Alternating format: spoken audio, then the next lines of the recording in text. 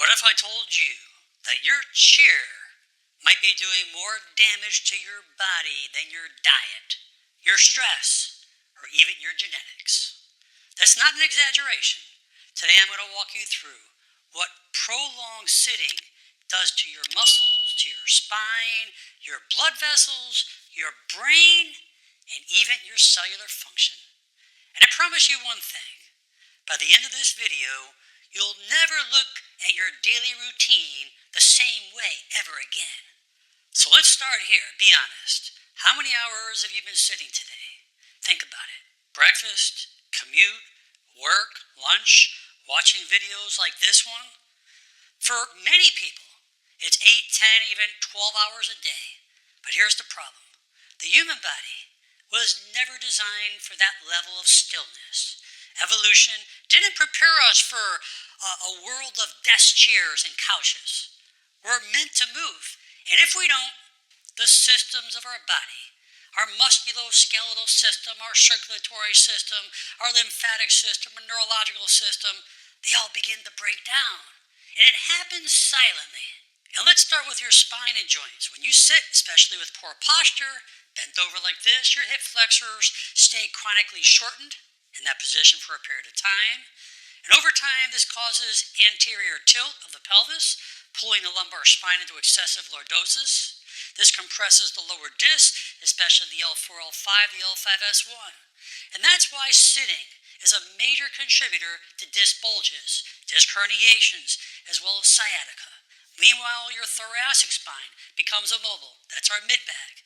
And your shoulders become rounded forward with internal rotation of your shoulders, your rotator cuff. This stresses it, it tightens it, it affects your pecs. Your cervical spine follows, pushing your head forward, increasing strain on your neck muscles. And for every inch your neck shifts forward, your neck bears an additional 10 pounds of pressure. Imagine if you're forward 2 inches for many hours, 20 pounds of excessive pressure. That's a recipe for headaches, TMJ issues, and even nerve impingement. Now, while all of this is happening structurally, let's now look at neurology. Your body's motion is deeply tied into your nervous system health. Movement increases afferent input, that's sensory feedback from the body back up to the brain. And when you move, you activate proprioceptors in the joints and muscles, which stimulate the brain regions like the cerebellum and the frontal cortex. And that keeps you sharp, that keeps you alert and emotionally regulated. But when you sit for too long, those inputs start to go silent. This leads to mental fog, decreased focus, and a slower reaction times. You may even notice your change in mood, less motivation, more irritability. This is nothing that you're making up in your mind. This is real. This is because sitting suppresses the same neurological pathways that keep you engaged and mentally resilient. And I'll prove it to you right now. Stand up. Come on. I want to do a quick reset with you right now. Right now, I want you to just shake your arms. Roll your shoulders back. Move them around. Take a deep breath in through your nose. Exhale slowly. Just that for 10 seconds. That little movement changed your blood flow, your oxygen uptake, your vagal tone. That's how fast your body responds when you give it what it needs. Now let's go inside your circulatory system. When you sit, blood flow to your lower extremities slows dramatically. Your calves are known as your second heart because they help pump blood back up to your torso.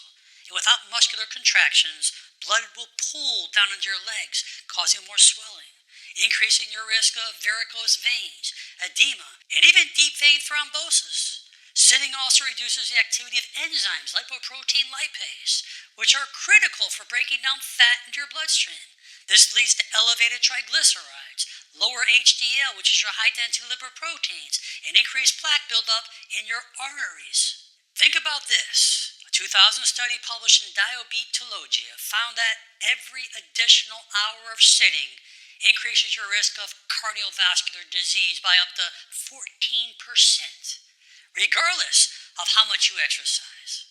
And that means if you sit most of the day, go into the gym, it won't cancel it out. It won't cancel out that damage. Your metabolism slows, your insulin sensitivity drops, and your body body starts storing more fat, especially visceral fat, the fat around the abdomen, the dangerous fat that leads to metabolic syndrome. And this dangerous fat is linked to heart disease, stroke, as well as type 2 diabetes. Now here's something few people ever talk about: cellular aging. When you're sedentary, your mitochondria, the energy factories in your cells of your body, become less efficient. Less movement means less ATP production, less detoxification, and more oxidative stress. Sitting is literally accelerating your aging of your cells, from your skin to your heart to your brain. And some studies even show a link between prolonged sitting and shortened telomeres, the protective caps of your DNA that determine how fast you age. And let's pause for another interaction. Reach behind your back and clasp your hands together right now if you can, just like I'm doing. Pull your arms downwards, open your chest. Feel the stretch across your shoulders and the front of your chest. That's your pectoralis minor and pectoralis major opening up. Muscles that collapse inward when you sit. Do this stretch a few times a day, if you can, because this will counteract the hours of slouching, and this will help your body tremendously. We haven't even touched the digestive system yet. It's so important. This is where everything gets assimilated into the bloodstream. This is where we get our nutrients from.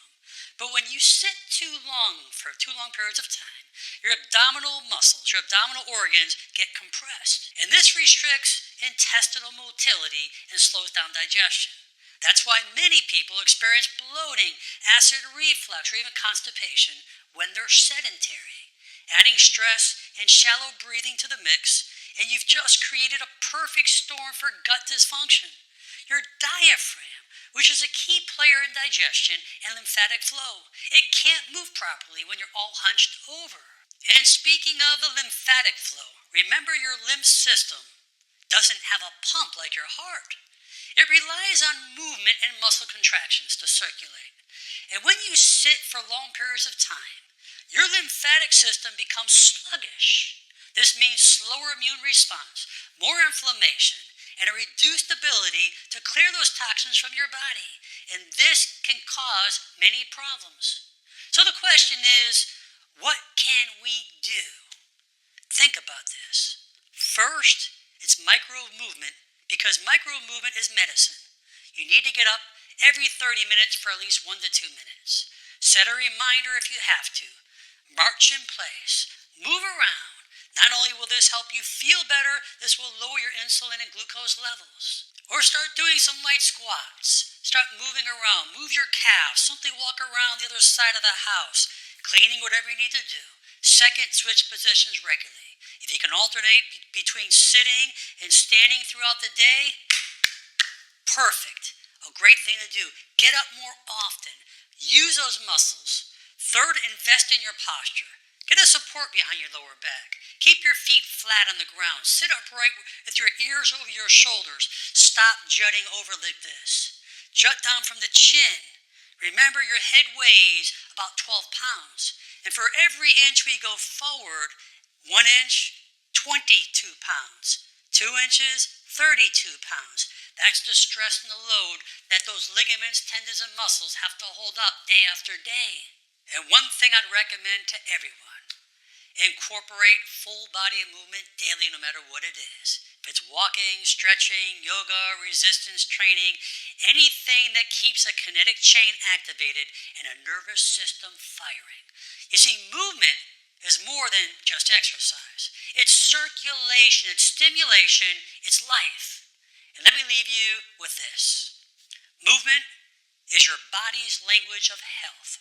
And when you silence it, the systems start to break down. And when you honor it, even in the small ways, you unlock your body's true potential.